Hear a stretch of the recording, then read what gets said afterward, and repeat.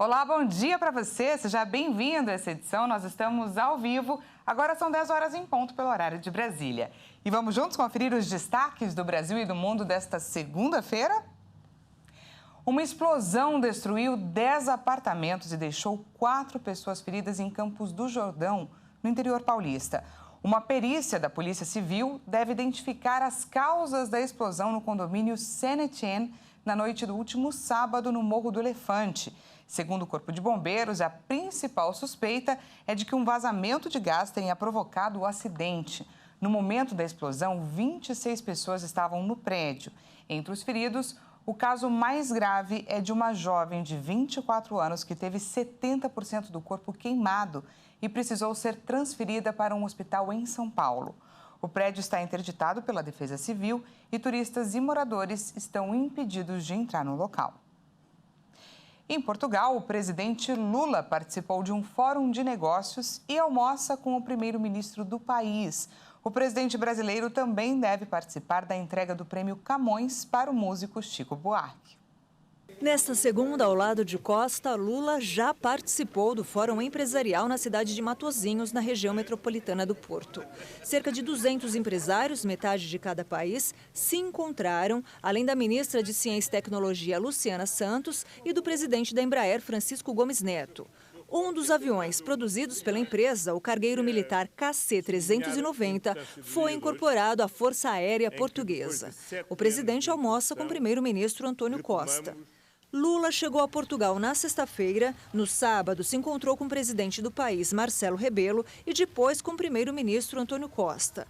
No sábado, em discurso, Lula enfatizou que pretende estreitar a relação entre os setores empresariais de Brasil e Portugal. O presidente falou sobre o aguardado acordo entre Mercosul e União Europeia. No que depender de mim, a gente vai fazer o acordo União Europeia e Mercosul. Falta pequenos ajustes, nós temos condição de fazer. Se depender de mim, a gente vai tentar concluir, a discussão mais séria do acordo União Europeia e CELAC. Já no Palácio Queluz, em Lisboa, Lula participa da entrega do prêmio Camões ao artista brasileiro Chico Buarque. Instituído em 1988, o prêmio Camões de Literatura tem o objetivo de reconhecer um autor de língua portuguesa que tenha contribuído para o enriquecimento do patrimônio literário e cultural do idioma por meio do conjunto de sua obra. Chico Buarque foi anunciado vencedor do prêmio em 2019. Na terça-feira, a agenda de Lula em Portugal se encerra, após a participação do presidente em sessão solene na Assembleia da República. Lula deve então seguir para Madrid, na Espanha, onde se encontrará com o presidente Pedro Sánchez e com o rei Felipe VI.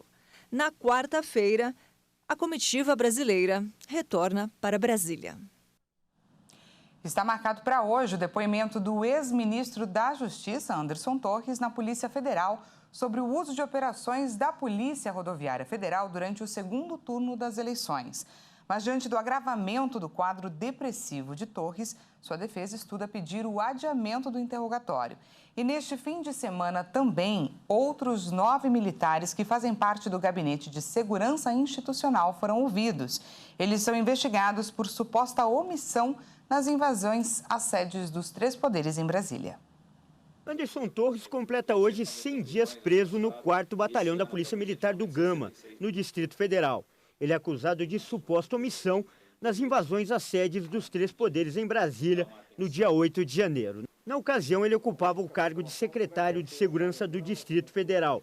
Mas a nova convocação feita pela Polícia Federal é sobre um outro caso, para que Torres preste depoimento na condição de testemunha e não como investigado. O inquérito apura uma viagem que ele fez às vésperas do segundo turno das eleições presidenciais de 2022, para supostamente pedir que a PF e a Polícia Rodoviária Federal interferissem no fluxo de eleitores. Mas um laudo psiquiátrico realizado por um profissional da Secretaria de Saúde aponta que Anderson Torres está extremamente deprimido, emagreceu mais de 10 quilos e tem tomado medicação forte para se manter equilibrado. O parecer aponta, inclusive, risco de suicídio. Segundo integrantes da defesa do ex-ministro, E com esse mesmo laudo, os advogados de defesa tentam a liberdade provisória do ex-ministro, já que ele se encontra em uma condição debilitada de saúde. Neste domingo, militares do GSI, o Gabinete de Segurança Institucional, também foram ouvidos pela Polícia Federal.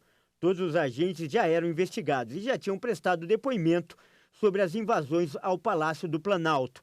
Mas o vazamento de novas imagens gravadas por câmeras de segurança, que não estavam na investigação, levou o ministro do Supremo, Alexandre de Moraes, a determinar novos interrogatórios no prazo de 48 horas.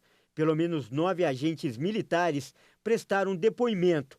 Os nomes dos agentes não foram divulgados. Os investigadores querem apurar se eles facilitaram a ação dos invasores no dia 8 de janeiro. Em um primeiro momento, os militares são ouvidos na condição de testemunhas, mas podem passar a ser investigados.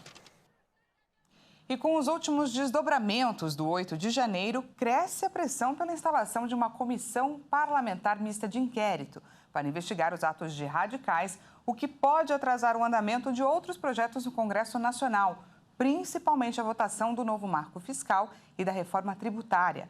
As duas pautas econômicas são as principais matérias de interesse do governo.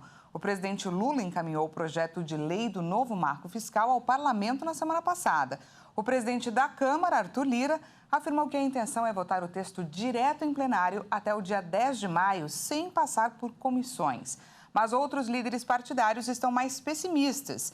Mesmo que os trabalhos não sejam totalmente paralisados, devem sofrer atrasos, já que a CPMI deve tomar a atenção tanto da Câmara dos Deputados quanto do Senado. E no destaque internacional, Estados Unidos, França, Alemanha, Reino Unido, entre outros países, começaram a retirar seus cidadãos e o pessoal diplomático do Sudão, onde combates sangrentos entre o exército e paramilitares entraram em sua segunda semana. A situação por lá está bem complicada. Combates sangrentos entre o exército e paramilitares no Sudão forçaram o processo de saída do país. Os Estados Unidos e o Reino Unido retiraram funcionários das embaixadas na capital Khartoum e outros países seguem o mesmo passo neste domingo para retirar cidadãos, como Canadá, Alemanha, França, Itália e Turquia. São operações delicadas por via terrestre, aérea ou marítima. O conflito, que se concentra essencialmente em Khartoum e na região de Darfur, também deslocou dezenas de milhares de pessoas para outros estados no Sudão ou nos vizinhos Chad e Egito. Segundo a Organização Mundial da Saúde, mais de 420 pessoas morreram e 3.700 ficaram feridas até agora. A primeira grande operação de remoção de civis desde o início dos combates foi anunciada no sábado pela Arábia Saudita, que repatriou 91 nacionais e 66 pessoas de outros países. E essa edição fica por aqui. Como a notícia não para na Hit, daqui a pouco, Kleber Werneck chega com mais informações. É às 11 horas, não perca. Até mais.